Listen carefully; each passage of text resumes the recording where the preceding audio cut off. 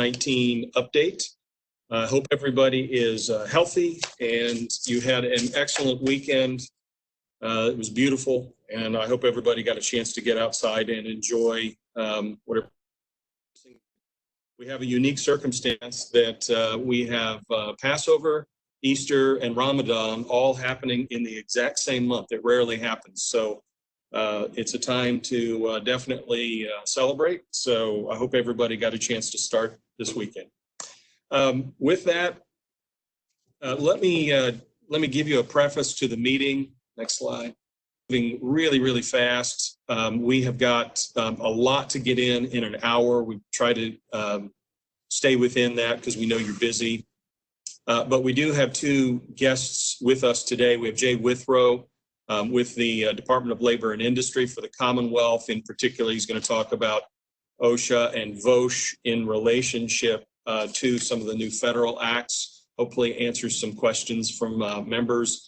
We're going to be doing more work in that area over the next week. We also have Courtney Malvo, who is an associate member, former Commissioner of Labor and Industry. And Courtney is going to give us some insights into some considerations considering some of the federal acts that have passed, federal act that has passed related to workplace issues and leave.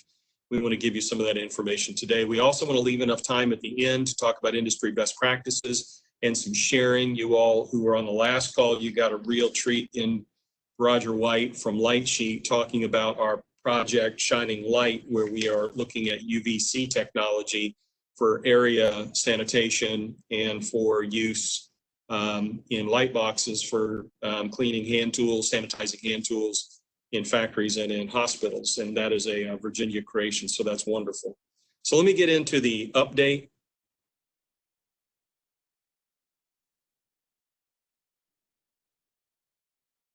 So at the state level, let's go to the next slide. We want to give you basically a scorecard as to where we are. This is where we're at in this whole political ecosystem going on now. Just as a reminder, there's just a lot going on, and we're at the center of that. At that chart, we're trying to communicate everything that's going on in a concise way. Our new communications program has a weekly update on Wednesdays. We do our member calls on Mondays. And you get an update if you've registered for an event as a nice reminder the morning of. We hope this is clean, one single central point of communication and a one-stop shop for all things government, industry, best practices, and updates on a daily basis. And that's our COVID-19 Resource Center. Next slide. So again, to keep you updated on our priorities, pretty self-explanatory each week. These are the priorities that we focus on. Next slide. And this is our scorecard, how things are going on our regulatory relief, things that either we've asked or our coalition has asked, and where we're at in that update.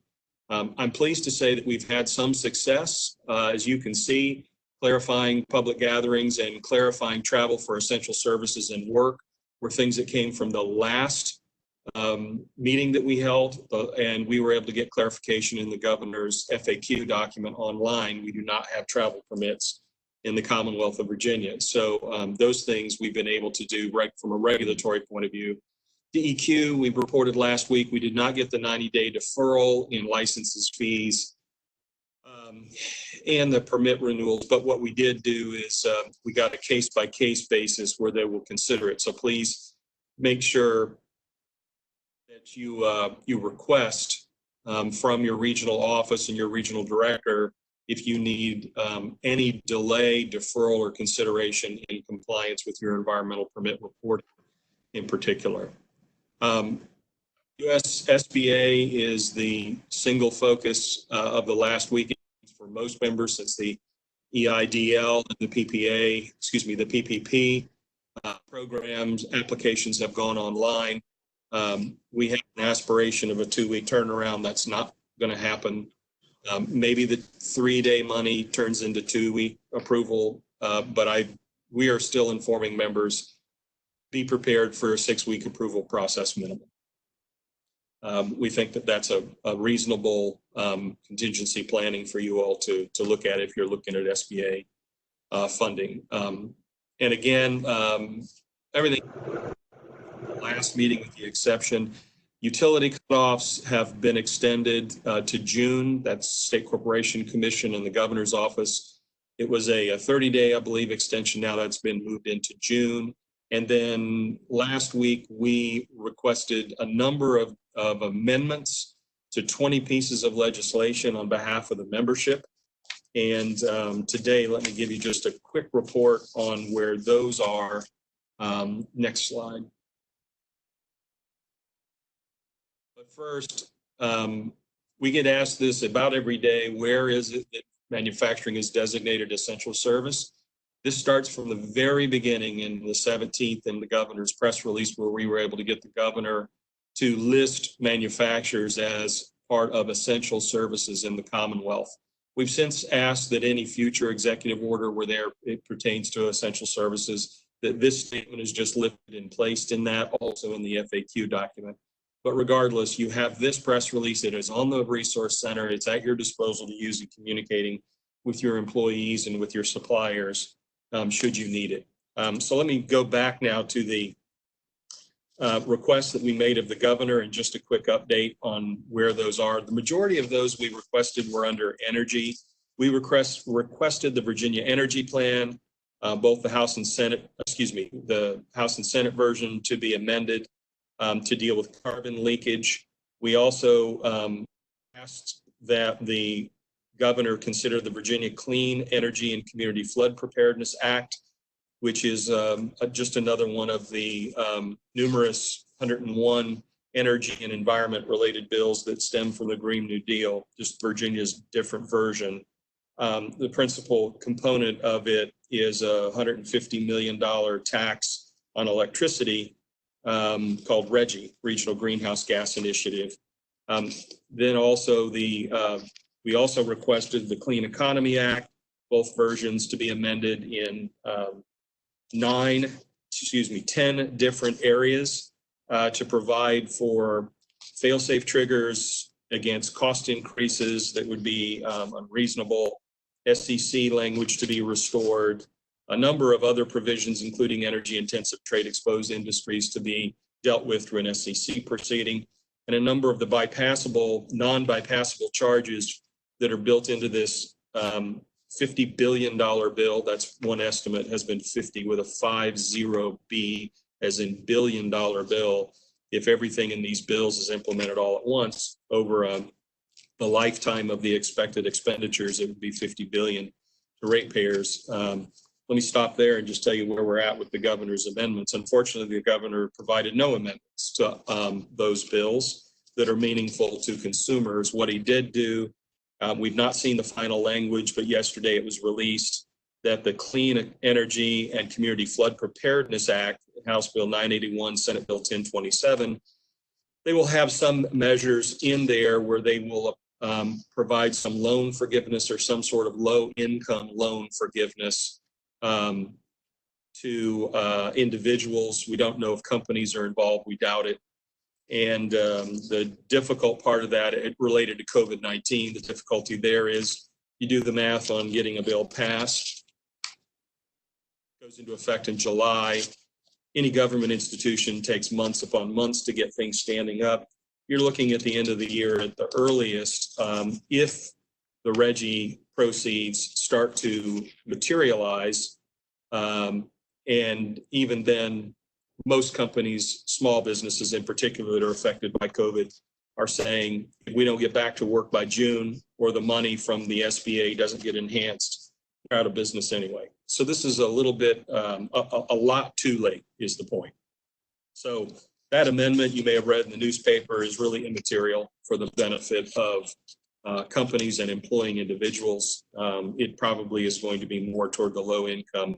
Some sort of a subsidy is what we're expecting the beneficiaries to be, low income subsidies to individuals. So unfortunately, the energy bills, the costs are going to go forward. Costs overall are on a glide path to a 24% minimum increase over the rates that have already, the costs that have already been incurred from the last 3 years. We don't really see anything except for SEC activism in this area to be able to curtail any sort of impact on ratepayers while we're dealing with, we don't really know how long COVID recovery will take. It could take 3 months. It could take several years. It just depends on how long we're in a stay-at-home order.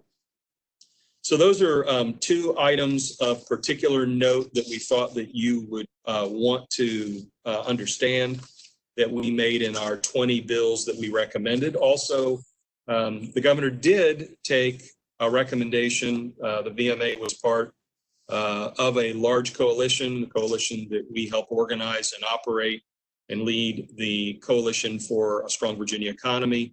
The governor did delay the enactment of the minimum wage increase to $9.50 an hour from January 1st of 2021 to May. That takes you through the General Assembly session. And if you want emergency legislation to affect that, you got to have a supermajority, and that has to pass in next General Assembly session if there's an interest and an opportunity for further delay. The other thing is the local option for collective bargaining was delayed as well to May. Project labor agreements were delayed till May, and prevailing wage in public contracts and the manufacturing of products for the Commonwealth therein. All of those were delayed by 4 months, and that is to May 1 of 2021. So as far as the requests that we made, those were it that we have seen so far through the weekend. Wanted you to be aware that great kudos to our partners, our 26 other trade associations in the Coalition for a Strong Virginia Economy. In working together, I think we made some difference, but again, a 4-month delay is a drop in the bucket considering what is about to ensue as far as economic disruption over the next 6 months, particularly in the service economy. Those folks are still having some pretty significant challenges. When a third of the economy, I think we're now over 300,000 in unemployment filings. So it is a pretty dire situation for those in the hospitality, travel, and tourism industries, which don't look like they're going to have a quick recovery anytime soon. So we definitely have a great sense of empathy for those industries, and they're part of our coalition. So we're trying our best to work with them as well. Manufacturers, I will say overall, seem to be doing pretty well, with the exception of, again, some disruptions in supply chain. Of course, if you're in the supply chain to some of those industries that are in hospitality and tourism and the like, there are some difficult situations, and we see that. We are making personal phone calls to every single member of the VMA we started last week, and then we'll finish this week, to offer assistance, to be of assistance, and to be of service, because that really is at the core of what we believe our mission is being the best for manufacturing means that we bring out the in our staff and in our member companies when we're in need. And so that's what we're doing. And next slide. So we want to focus on best practices and member benefits to assist our members. So again, a reminder that we've got the COVID Resource Center out there, and the Facebook page is where we feature industry best practices. So please use that Facebook page. If you are sharing resources, if you've made a donation, if you are shifting production, if you're changing business practices, this is where we really want to share this with each and every one of our members so that they don't have to chase down 1,000 documents. Really, Facebook is live, and this is the way that you're going to be able to capture the really best and most creative ideas in protecting your employees, in assuring the integrity of your supply chain, in training your workforce, and dealing with your customers, and dealing with your employees. This is really how Facebook will be a best resource for us, is using that. The Resource Center is the best one-stop shop for static information. We want Facebook to be dynamic. So speaking of dynamic, best practices are something that we constantly want to focus on. So next slide. What has changed in the last week since our best practices publication, and we've had this out now for several weeks on the COVID Resource Center. What's happened with CDC in the last week is the wear masks, cloth or other, in all public areas. That is something that we are encouraging every single member to follow that no matter where you're at, individually or in your employment if you can. We have a icon that we have developed, which is a nice little reminder. Our communications and marketing manager, Caitlin Crow, has put it together. We'll be emailing that out to members. You can post it on your website. You can use it internally. You can share it with employees. But it's nice, just a little digital reminder about wear face masks when you're out in public areas. Continuing on to the next slide with member benefits. One of the most important things that we know that you can do during this time is to instill a sense of confidence in the public, also with your employees and your supply chain. One of the ways you can do that, particularly if you've had any slowdown in operations and you want to retain critical staff, is training. Training is a perfect time to do training, perfect reason to do training. Last week, we had notified you that we had put together some training for brewers. We had put together some training. We had pulled out individually for anybody that wants industrial hygiene training. And that is all available online with a learning management system for testing and tracking. It's all that, those resources are available. And then over the last week with our training partners, we have put together a new 4-part micro learning. It's a mobile device enabled online training. You can push to your iPhone, your iPad, or any mobile device. It's about a 3-minute, I believe, to 8-minute video on each one of these 4 areas specific to the COVID pandemic and protecting you and your work environment, but also dealing with issues like working remotely and living with anxiety. That's a little bit of emotional intelligence. So those are the good news is today we've been working very hard to make this available to members. So number one, the new 4-pack pandemic protection program, micro learning, those are available to members for free. So they are all available for free. You can push those out to your entire workforce. It's all online and they will be handled immediately. So we're excited about offering that, and that's one way you can show your attention to your employees. The second thing that we're excited about is the industrial hygiene certification and the quality and safety certification. Those 2 are now available where we have found grant resources. So incumbent worker training through the local workforce centers, they're going to make training dollars available. Our staff is prepared and ready to go. Dr. Gray and his team are going to help you. They will even fill out the paperwork for the grant funds. But that will enable you to train as many people as you want. There's a $10,000 cap in grant funds per company. And other than that, the only limitation is your willingness to participate. So we think this will be a good thing, and you can start immediately. So Dr. Gray and his team at MSI are ready to handle this and to help you. Next area on member benefits that we want to update you on.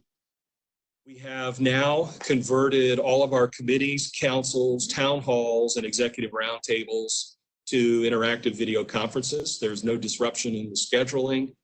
We are also working this week on a contingency plan that we will be able to offer our fall convention/conferences in a video conferencing interactive environment should it be necessary. So we are not going to miss a beat in professional development and make sure that we provide all the same resources, just in a little different format to each and every one of our members. And that is our commitment to you to add some normalcy to your lives in the middle of COVID-19. So the next one is we haven't had a lot of time to focus on this with individually. We know that folks have been focused on retaining their employees and making sure they're focused on safety.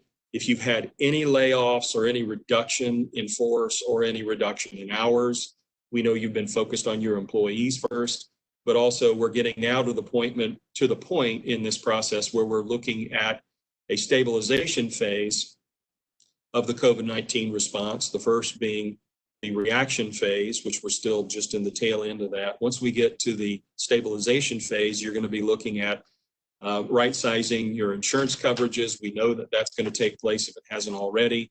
Please be aware that we stood up in January our own multiple employer welfare arrangement, our own MIWA insurance business. We have everything but health insurance. Every other insurance is under it. And we also have additional coverages for P&C and liability. All of those are available. Ian Ginger, our business development director, is available. This is a perfect time if you need help. This is the team that is available to help you to do those evaluations and look at if you've got the right coverage, the right resources, and if we can help you save money, improve services to help you through this. That's our job. So give them a call. Next member benefit that we want to make you aware of. Again, just a reminder, it's on the front page of the VMA's website, the Manufacturing Economic Portal. This is the portal that gives you the overall economic impact of manufacturing in an interactive tool. It also breaks down by Senate and House districts. So when you're communicating to local leaders, and please don't let up, this is the time as we get more and longer into the stay at home, the economic effects become more difficult. And we need to make sure that we are communicating with our local leaders. And if you haven't communicated with your senator or your delegate or your local board of supervisor member, this is the time. If you've got a few spare moments, you need to do that and make them aware of just what you're doing to comply and exceed all industry standards and keep your people safe and keep the economy moving. This is a good way to show it by district as well. If you are able to do this, we think that this is something that will be an advantage, that you can actually give them control, and they can search by their own Senate and House districts if they're elected officials, and they can see what the economic impact is to their district, both in payroll taxes, in state and local taxes. It's a very, very powerful tool. And then the indirect benefit, and those are all of your suppliers, and they get to see that. The next piece is really exciting. This part is, again, our effort to try to provide some normalcy to your life, particularly as we have stay at home and remote work orders. We are preparing over the next 10 days to launch a new Manufacturing Makes Virginia campaign. It will be a digital campaign. It will be focused on the media, a bit of a manufacturing heroes sort of focus in focusing on individuals and their companies and really interesting stories. We're going to be featuring women in manufacturing in particular. We think that this is a good wellness initiative to focus with your employees, what they're doing and how they are essential to the economy and to the COVID response. It's also a way to engage your supply chain and your customers in customer relations.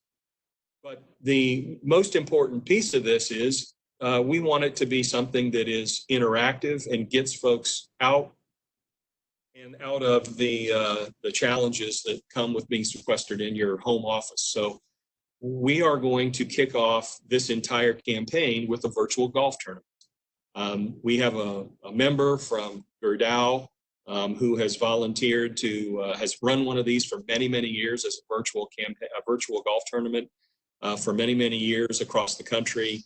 They're going to be the honorary chair of this year's kickoff Manufacturing Makes Virginia golf tournament. We're excited about it, and stay tuned for more details as that develops over the next 10 days. But that'll be the kickoff for the Manufacturing Makes Virginia campaign. I know that was a lot. I got it done in 6 minutes early. So I want to now turn it over to Jay Withrow with the Department of Labor and Industry. Jay is going to just make some comments, and then I think he's going to answer any questions he can about the Families First Coronavirus Response Act. We've been asked quite a bit, how do you get an exemption if you're under 50 employees? And then we've also been asked quite a number of times related to COVID-19, workplace enforcement, inspection, and compliance. Can they give us guidance to manage through the COVID-19 challenge? So Jay, I hope I've teed you up enough. Thank you for taking the time to be with us today. We always love having you talk to the members. We appreciate you coming to our conference. You always give everybody a warm welcome, a hope, a little bit of a bright light at the end of this tunnel. So we expect nothing less. So thank you, Jay. Good morning, everyone. Thanks for having me. For those of you who have not seen me before, I have been with the department for in my 34th year now. I'm the director of legal support, also in charge of our voluntary protection programs, our research and analysis group that does all the BLS annual surveys, and our Office of Whistleblower Protection, which I will mention briefly when we talk about enforcement. I wanted to quickly give you just some stats to give you an idea of how busy we have been. I'm sure you can imagine we have been very busy. Our regional offices have handled over 1,800 contacts from members of the general public, employers and employees. We have received 216 complaints as of this morning.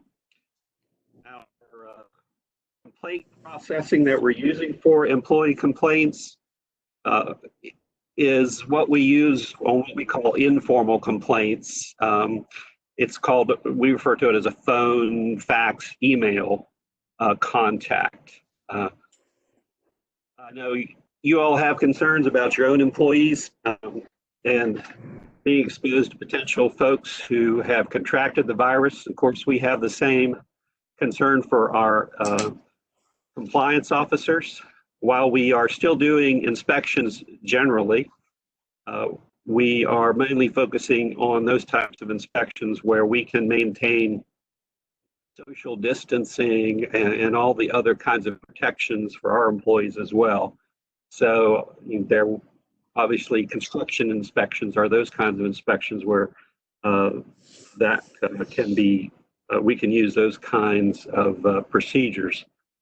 When it comes to COVID-related complaints, as I said, we've had 216 of those. We first do an assessment of the complaint itself. Occasionally, there's a situation where we don't have jurisdiction over it. For instance, if complaint concerned federal employees, people employed in the office, something in the maritime industry where federal OSHA has retained jurisdiction over private sector maritime in Virginia. Assuming it doesn't come into a jurisdictional, we are using, as I said, our informal process. We're not conducting inspections at this point.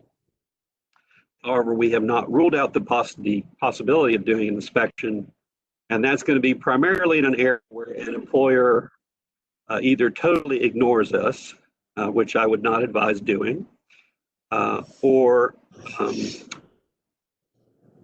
does contact us back and says we're not going to do anything, or we're not going to respond.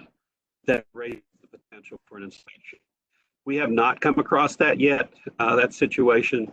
Everybody's being very cooperative. Of course, I would encourage VMA members to approach any kind of complaint like this very seriously. You want to, when we send out a contact to a company, we're going to list the specific items that were alleged to having occurred at the work site. You need to respond specifically to those items and provide any information generally about what kind of protections you're providing to your employees. As I said, things have been going along pretty smoothly with those. The process, once you respond to the complaint, we will do an evaluation to see if we consider it to be satisfactory. If we have any questions, we're going to contact you again and ask for further information. You are required to post the original complaint at your work site and your response. We will send a copy of your response to the complainant. The complainant will be given a certain number of days to reply back. We will occasionally have employees or folks who will challenge what an employer has said. And if they do, we'll ask them for some proof or evidence of that. And then we'll end up getting back in contact with you if we have concerns about whether the response was ultimately satisfactory or not. We have not had to do any inspections at this time, and so we will see how that progresses. I wanted to tell you one or two things about other parts of the agency. Our Labor and Employment Law Division that investigates wage complaints, they have been handling lots of COVID-related questions. Of course, most people contact us because for unemployment compensation, not really realizing that they need to go through the VEC. So we end up referring them a lot to the VEC.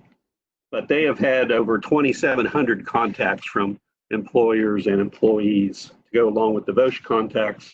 I also wanted to remind all you folks about if you all have boiler and pressure vessels at your work sites, which have to be inspected on a regular basis. I wanted to give you a brief update about what's going on in the boiler inspection industry. Ed Hilton is our director of boiler and pressure vessel safety, and he tells me that insurance companies have suspended operations in a lot of cases. So they are not doing inspections at the moment, with the exception of situations where the company needs to have their boiler recertified for a certificate of occupancy. And in those kind of cases, what they're trying to do is arrange for no one to be present, inspection occurs. They just kind of leave a door open with the directions of how to get to the boiler. The individual inspector would go in, check it out, and leave without having direct contact with any individual so that they can limit exposure potentials. There are also private contractor inspectors that do inspections. They have not suspended operations, but their requests for recertification inspections have been cut back considerably. The one last thing on boilers is some companies, really large companies, that will have a shutdown sometime during the year, and that's when they'll have inspections and things done. A lot of those companies have been contacting our boiler division and stating that even if they had a shutdown scheduled for right now, they're having trouble getting work crews in. So they might even be delaying their shutdowns until the fall, and in which time they would get the boiler recertified then. And we are allowing folks to request those kinds of extensions. Now, getting to the small business exemption that Brett mentioned, the Families First Coronavirus Response Act, which some people have been calling the CARE Act. And while that's nice wording, it also raises, in my mind, a question about the Affordable Care Act, and you don't want to confuse those two things, obviously. Back on March the 28th, U.S. Department of Labor put out some guidance concerning the exemption that is in there for employers with fewer than 50 employees. There's a link online.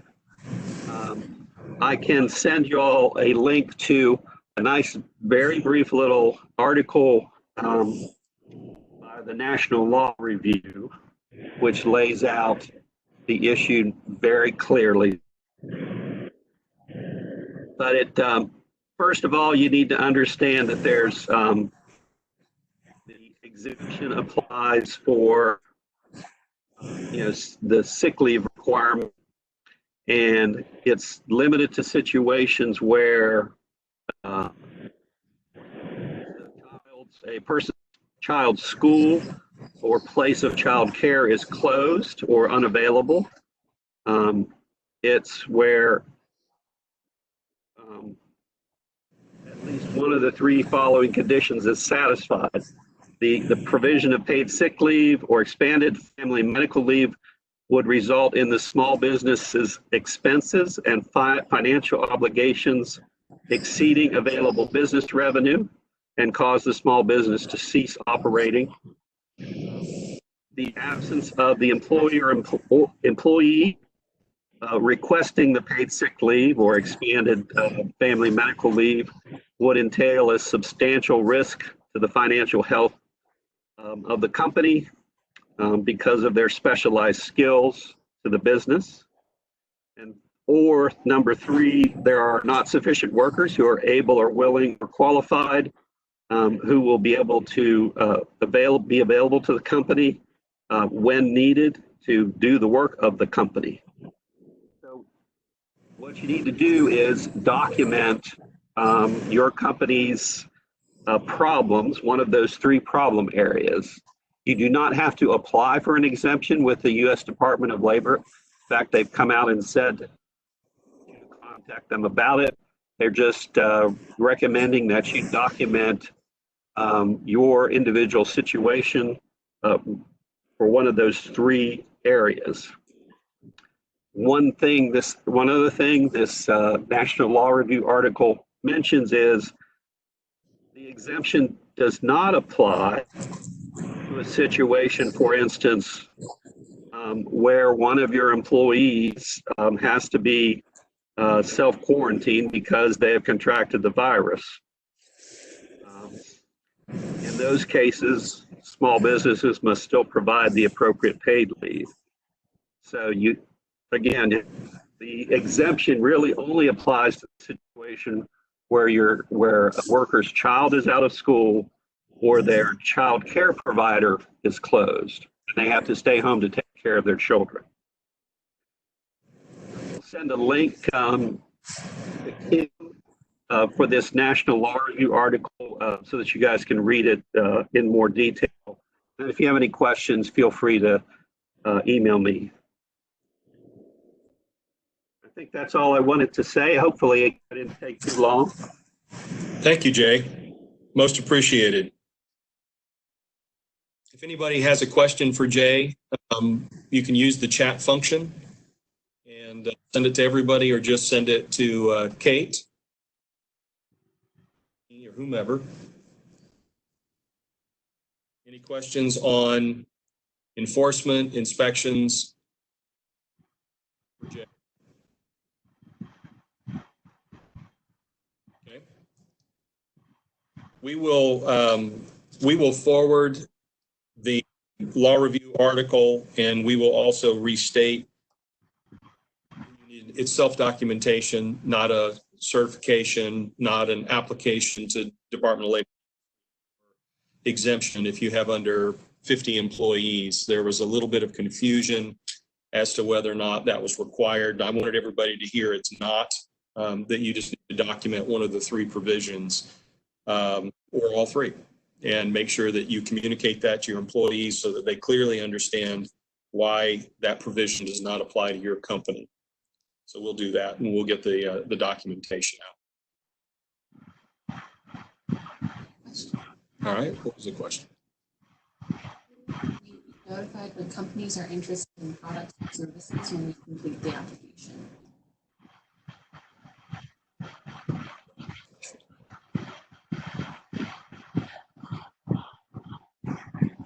I don't know that. Okay.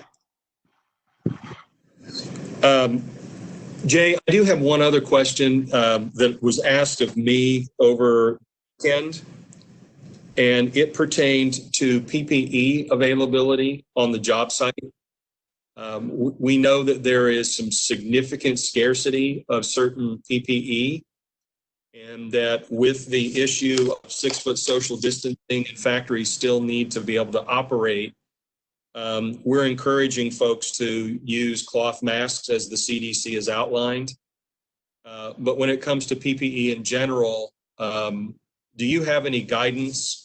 Are you all issuing any guidance or formally or informally as to face masks, what we deal with as far as face masks in the workplace today? This would be another thing. It would be easy to, I can send along some links to Kim that OSHA had just actually came out with some guidance on Friday about, respiratory protective equipment. Of course, for most employers, we're talking about the N95 masks as opposed to half face or full face type respirators, which of course usually involve significant exposure to chemicals and so forth.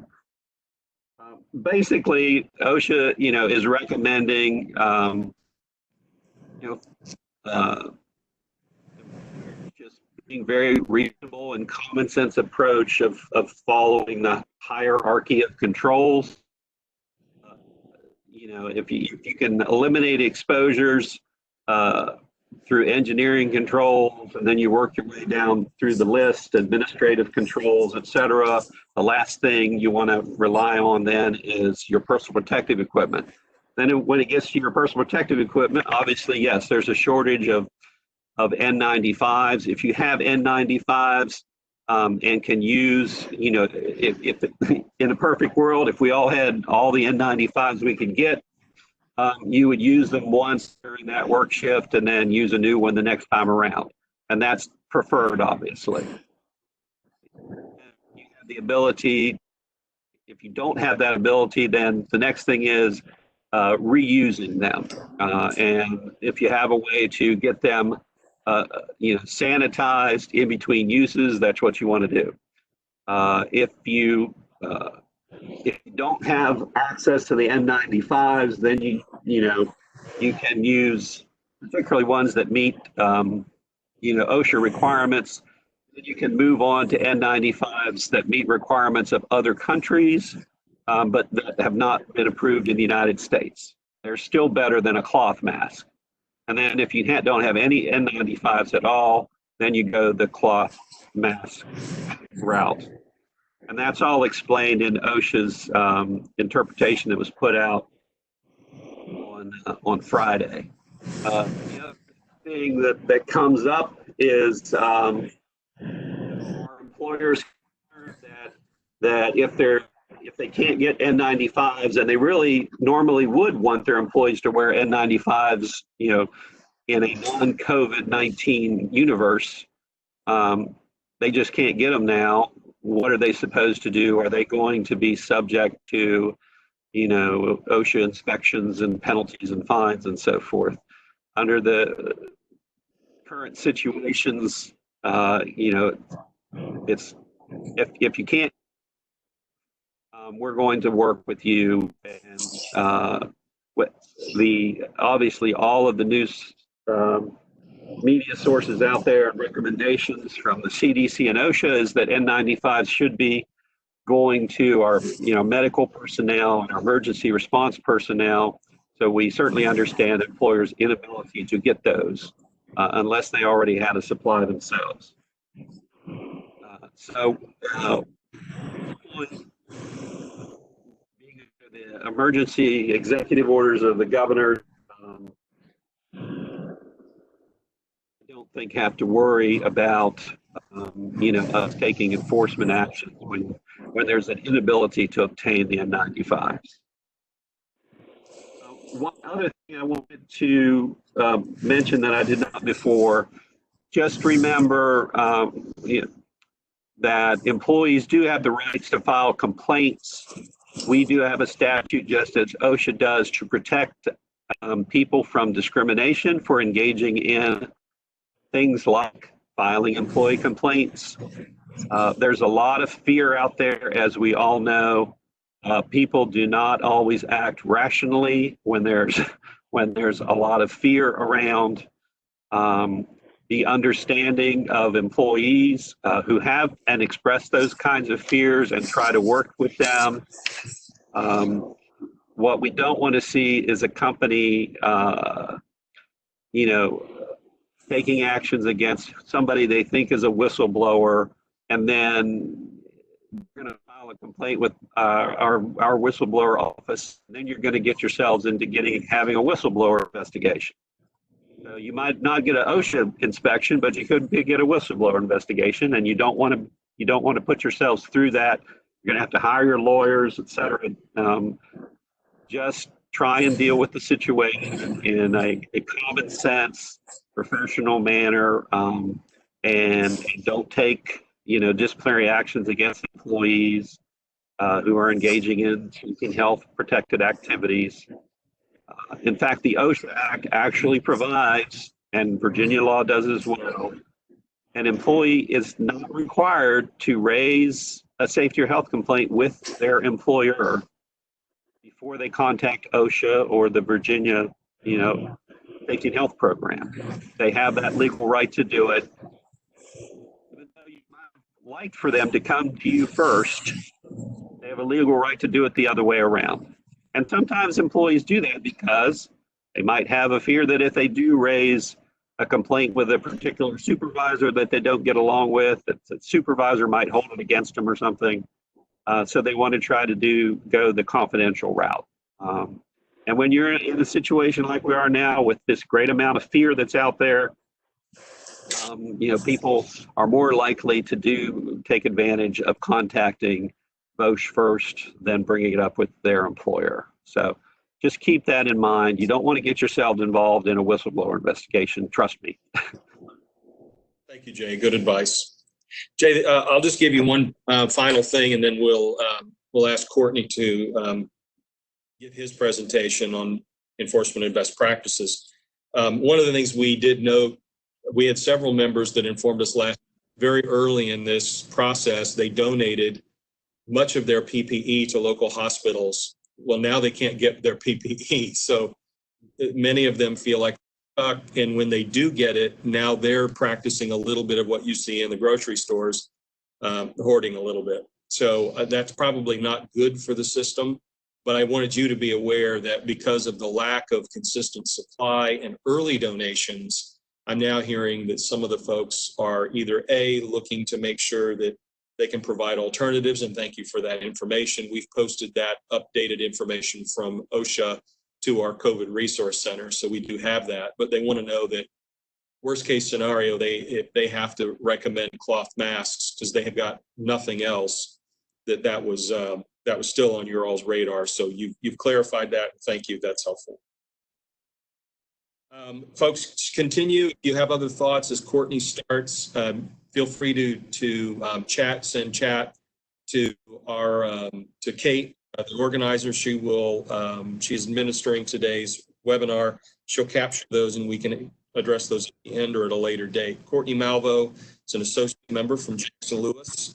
He has been a longtime supporter of business, a former commissioner of labor and industry, and just an all-around great guy. So, Courtney, glad to have you on the line. Hope you're safe. And thanks for joining us and share some of your knowledge and your wisdom during COVID era. Thank you. Thanks, Brett. And I have to tell everyone in disclosure that I pay Brett $5 a compliment. So it's coming your way. Thank you. Just to respect everyone's time, do we have a hard stop at 12:30? I think we can continue to go a little bit beyond that because we had a good conversation. Okay, I'll be as brief as possible. Kim, do you have my presentation display? I don't see it on my screen. Yes. She's bringing it up just now. Great, thank you. Good. So, and I will tell you, we're here for you as well. And so my firm has a rapid response team for COVID-19 issues. So we're getting tons of questions. Unfortunately, we're dealing with layoffs and furloughs. We're dealing with benefit questions. We're dealing with all sorts of questions. And so while I focus on OSHA and VOSH, we do have folks who are in place and the questions are coming in by the hundreds every day. So I think it's rare that it's a situation that we have not dealt with. So we have that as a resource. So I will tell you that VOSH and OSHA, they're doing their best to kind of keep pace here. I will address briefly today some of the best practices and also how that affects enforcement with OSHA. So you have my number. I will take the rare step of actually offering my cell number. I'm working from my home office, and we're working around the clock. And my cell is 804-366-9646. And my work number should ring to my cell, but in case it doesn't, then that's it. So we're here. Kim, would you go ahead and advance, please? So today, I'm going to address best practices and also how that is affecting enforcement, both with Virginia Occupational Safety and Health, VOSH, and also with OSHA. And as you know, VOSH is the state plan program that covers the vast majority of employers in Virginia. And OSHA, of course, covers federal workplaces and nationally. And OSHA is providing the guidance that Jay was talking about that is helping VOSH in its enforcement. So it's relying on OSHA quite a bit as a resource. Next week, I will address in more detail record keeping and reporting in COVID-19 cases, and also respiratory equipment and personal protective equipment. So Kim, would you please advance? So this is best practices in workplace safety now. Kim, please advance. Thank you. So the recommendations, you've seen them, you've heard them. You want to, in particular, OSHA is asking employers to ensure they're developing and implementing an infectious disease preparedness plan that would taking into account the risk of exposure at your workplace. And so many of you have multiple workplaces. This is important not to do just one necessarily company-wide or enterprise-wide, but one that actually encapsulates the risks of infectious disease at each workplace if they differ from one to the next.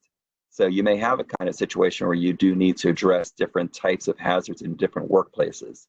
And so OSHA is also looking at, of course, the good hygiene, infection control practices. You've seen them, you've heard them, the hand washing, the social distancing, coughing into your elbow, you name it. And also something that, especially if you have people, and many of you do, have people who are sharing tools, sharing equipment on different shifts or within a shift, then disinfecting practices is extremely important. And I will tell you that it's not just, yes, there's providing cleaning agents and having that program, but OSHA and VOSH do look at your implementation. And so employers do have an obligation to take reasonable steps to ensure that these steps are actually happening on the floor, and that's not something that is either in a notebook on your desk or on a shelf, or that it's something that you put in place, but your supervisors are not making sure it's implemented. So that's something that's important to do. And just also taking account in these plans, not just your employees, but who are your contractors, who are your visitors, who are the municipal or state inspectors who come by, do you have customers flowing through? Is it open to the public? So it really does have to encompass everyone who comes into contact and the level of exposure to your employees. Kim, would you please advance? By the way, if there are any questions, I'll keep an eye on the chat for that. So one thing that I heard from OSHA and from VOSH is that they're not, the employees, yes, they may go and complain. They may go and go straight to VOSH. Your active engagement with your employees in terms of what your practices are is extremely important.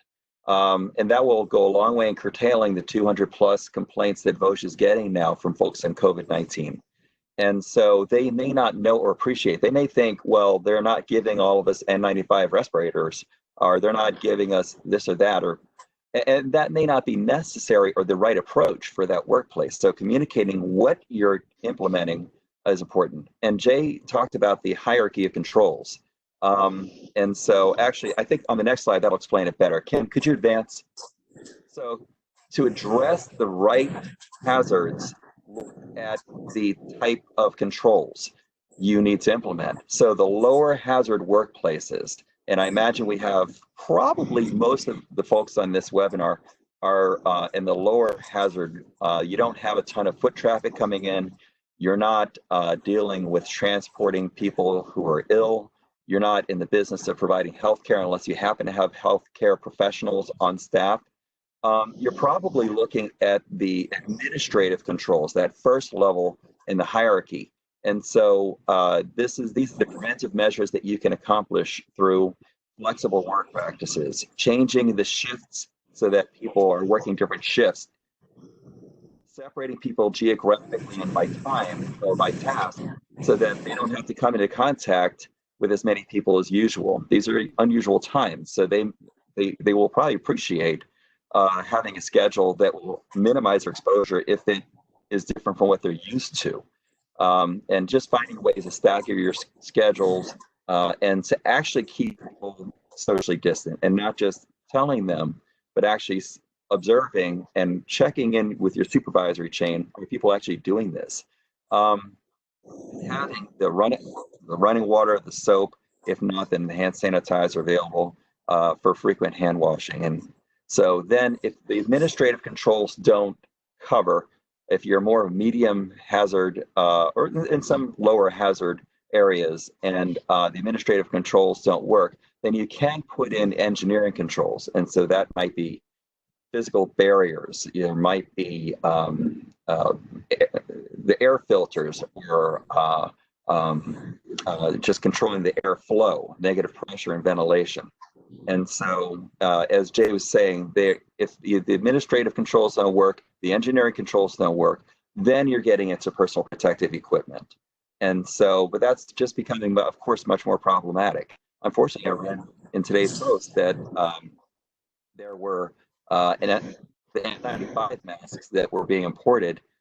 This is just anecdotal. I don't know that there are numbers on this, but a large number were seen to not be effective.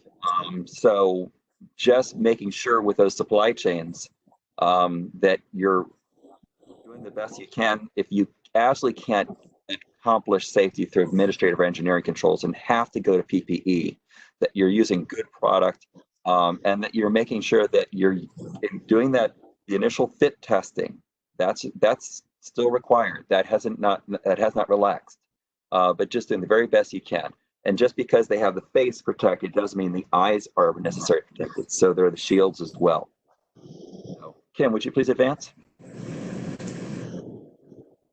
So I've gotten a lot of questions about whether an employee can refuse to work. And this is in the OSHA context. This is different from the NLRB context. So the rules are a little different with respect to federal labor law. But when it comes to the refuse to work, employees can refuse to work in an unsafe environment, but there are conditions that have to be met.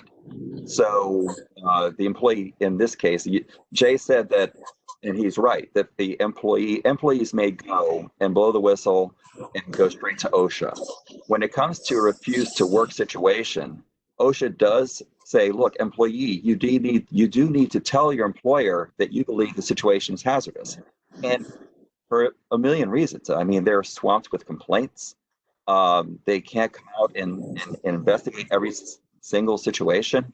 And so this common sense handling things and communicating with your employees at that level, right where you are, it makes a lot of sense. And OSHA is asking employees to go to you and tell you if they think that the situation is hazardous.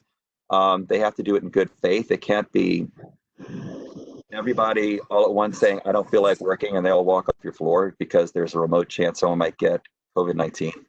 And it has to be reasonable, and it has to be objectively reasonable. It has to be reasonable to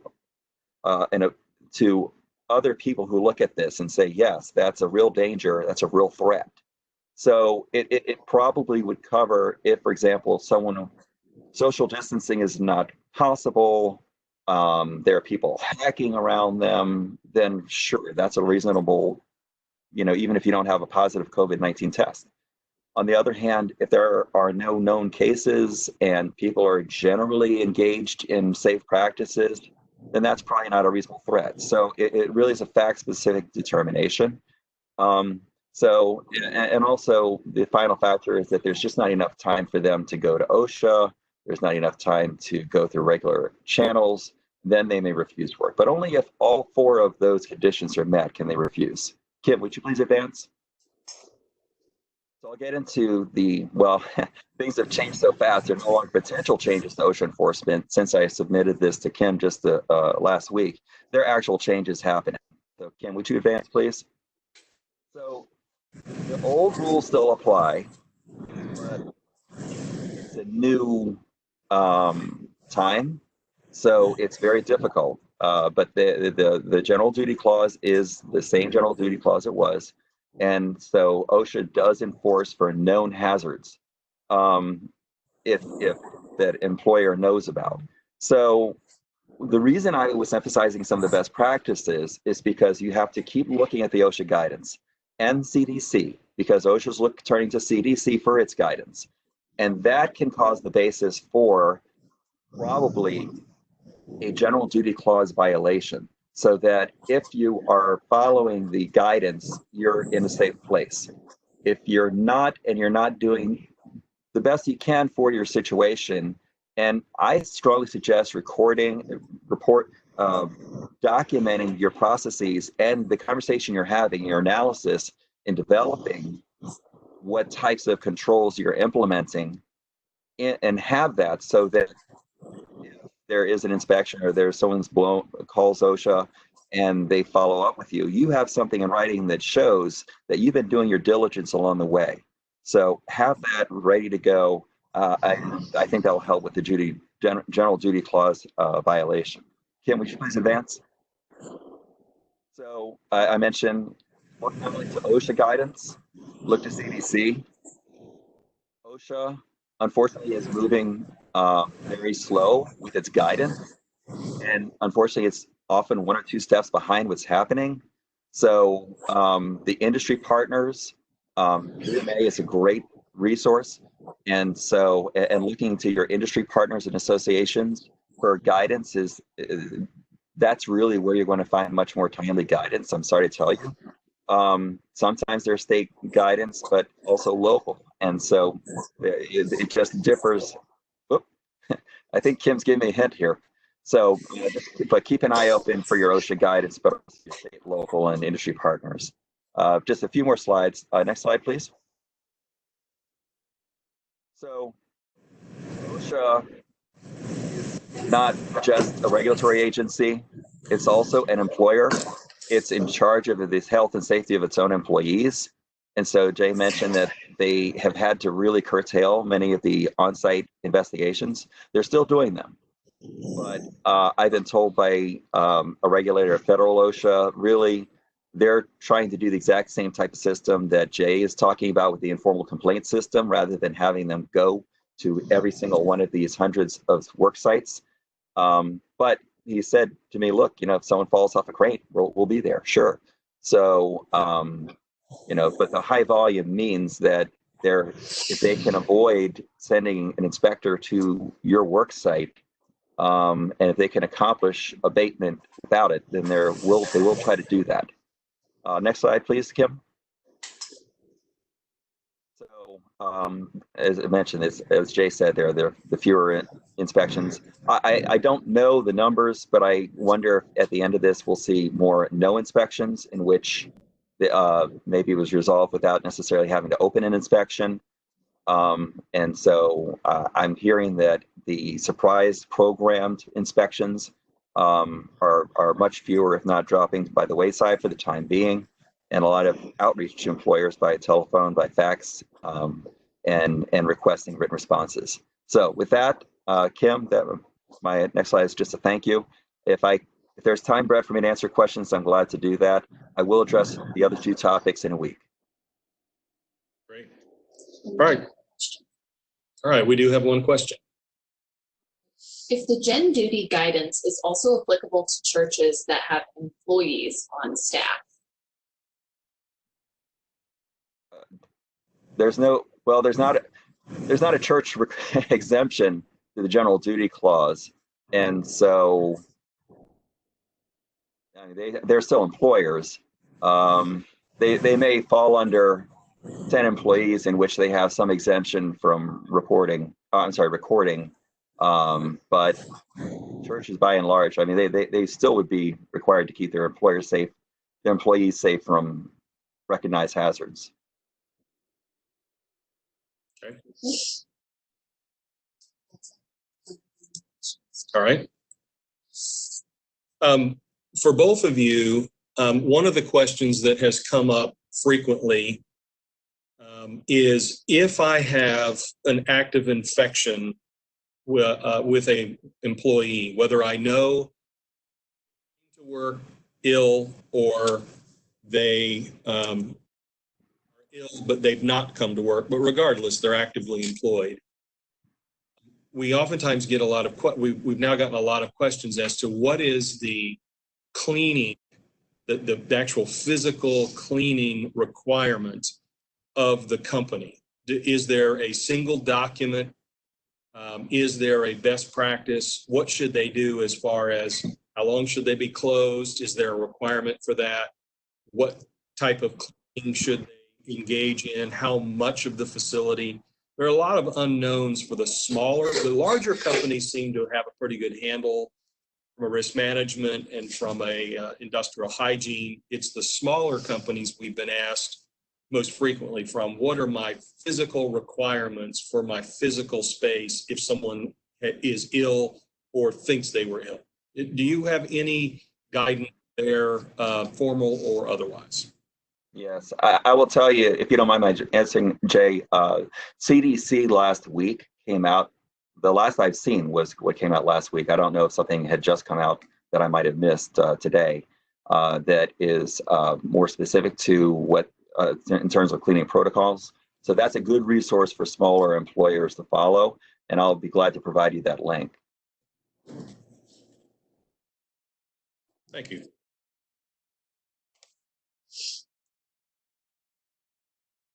Jay, do you foresee anything to be, from a regulatory point of view, handled as far as how a company under general duty or otherwise, how they clean their facility and then get it back up and running again? Is that going to be a VOSH activity? How do you see this playing out? I can tell you we've had complaints about situations where employees believe someone has contracted the virus, and they raised concerns about cleaning practices and so forth. And we're going to look at this kind of CDC guidance that Courtney discussed. It will be fact specific to the particular work site. You could have a situation where the person that really did contract it worked in a particular area of the plant. They entered the area of the plant through a particular, door, and they always stayed in one particular area of the plant. There's reasonable information available that the employer can say that they're not concerned about contamination throughout the entire facility, and so you can limit your cleaning to those areas. But it's going to be fact specific, and as I said, with our complaints we're getting, we're going to contact you with a telephone, email, letter, fax machine, detailing what the complaint item is. You just document back to us what actions you took in response to that. If you are following the CDC guidelines, say that. If you have additional details about how you complied with them, go ahead and explain that as well. It'll save yourself some time by saying that, yes, we found out about an employee having tested positive on this date.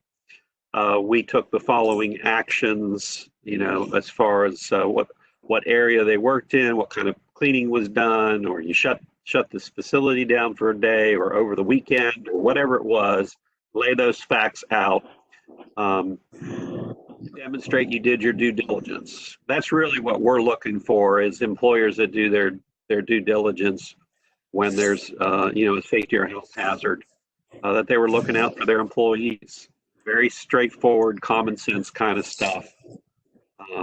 And you should be okay. Thanks, Jay. At this point, I know we've gone a few minutes over, but we always like to have, number one, I want to thank our speakers, Courtney and Jay, for taking their time to share with us. This is a really important issue, and it's an extremely important time because it looks like we're coming up on the peak pandemic, and hopefully we'll come out the other side very quickly here. So not letting up on the messaging of industrial hygiene and making sure that we're CDC protocols are probably more important now than it even was 2 weeks ago. Everything. So thank you for taking the time.